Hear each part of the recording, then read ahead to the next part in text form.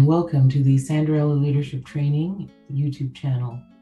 We're continuing with our leadership development series on exploring emotional awareness from the 5 domains of leadership, Oasis Leadership Development, and Consulting. I'm Sandra, and I'm going to continue to guide you through our 5 domains, and we are looking today at emotional intelligence. Earlier on, if you're able to catch our series on self-awareness, we also spoke on motivation. Now today, of course, emotional intelligence. And later we will be looking at our critical thinking and building successful teams. These all formulate our format, looking at 5 domains that will support our leadership development. Emotional intelligence.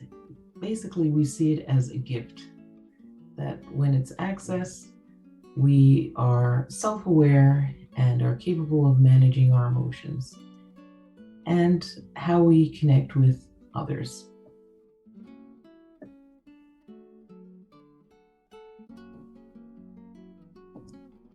How we manage our emotions in an intelligent way may offer a pathway towards a greater success in our interpersonal relationships.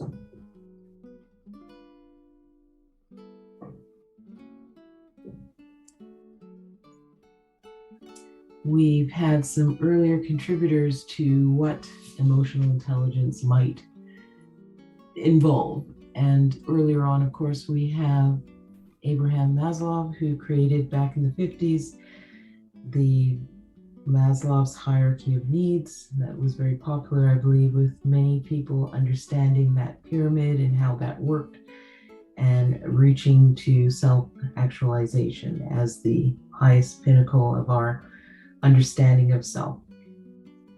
He, of course, introduced us on the importance of emotional strength.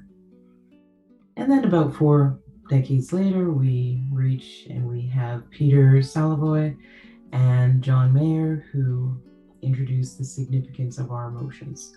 So that was a very interesting framework, which led into the very popular Daniel Goleman, a psychologist who wrote the book on emotional intelligence back in 1996, where he really was able to elevate that whole notion through his theory on self-awareness, which looks at self-regulating or motivating ourselves, how we are empathetic with others, and our social skills. So those kind of formulated his theory on the emotional intelligence piece. And then, of course, we have similarly Reuben Van Aaren, who basically published a theory on emotional intelligence, which focused similarly, but looked at the inner and outer social and emotional functioning of human beings. So it looked at the awareness of self, our motivation, the connections that we make with others, our ability to self-regulate while managing our stress, which essentially was to minimize the impact on how we were making decisions.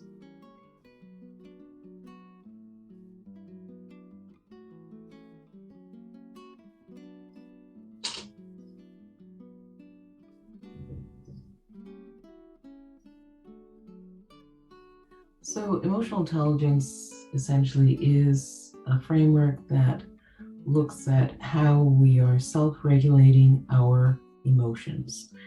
And so a leader can potentially handle situations better, potentially being more calm and more authentic. It improves thinking processes. It looks at more in depth the understanding of the situation and provides an ability to acknowledge the emotions of others. So examples of emotional intelligence in a leadership perspective or setting might involve a good awareness of yourself and your abilities and the areas that need improvement.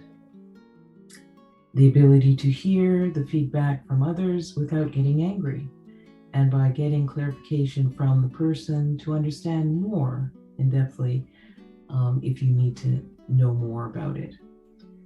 To be able to have those difficult conversations by facing the issue at hand. And leaders who are able to acknowledge and show empathy to others is another good example that not only makes very important connections, but it models very good behavior and shows others how to deal with delicate interpersonal relationships that we formulate at work, also outside of work.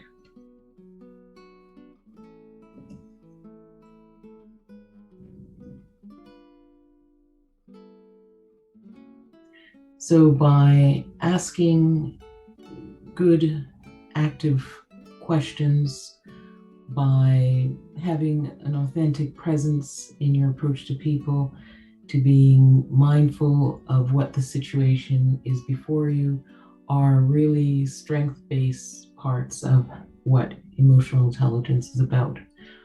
We essentially want leaders to remove their blinders and to be aware of the surroundings, to manage your self-confidence, as well as look to view at what is happening in front of you. So it's really important as leaders that we do that and not kind of, put it off for someone else to deal with it or procrastinate.